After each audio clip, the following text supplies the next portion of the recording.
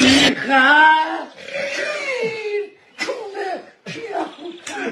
چاقوی لامصب من کجاست؟ یعنی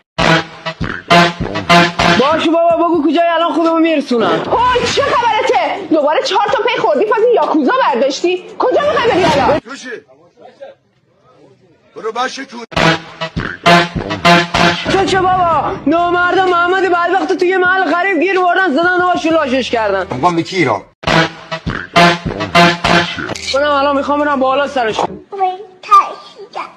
ترسیدی؟ خب به درک یعنی چی هر جا دعواش میشه تو اولین نفری؟ اینقدر تن و بدنی مامانم نلرزون. ببین من بخاطر رفیقان جون من میدم. برو بلند شو تاک مسای یکی که دیگه بحثش وقت داره. 100 بار بالاخای من اومده دعوا، حالا من بشم رفیق نیمه راه. بدون پولم میتونیم خوشبخت باشیم، فقط باید کسخل باشه.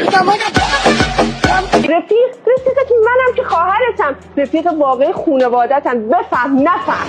بعدش تو بیا بهشون بگو من 4 بار پول نیاز دارم، ببینم کدوماشون بدو برات میارن. اگه همین پول داشته میرفتم کس میکنم باش. اگه فکر کنی من دارم بد میگم، ارزش رفیقات بیشتر از خانوادته، بفرما برو.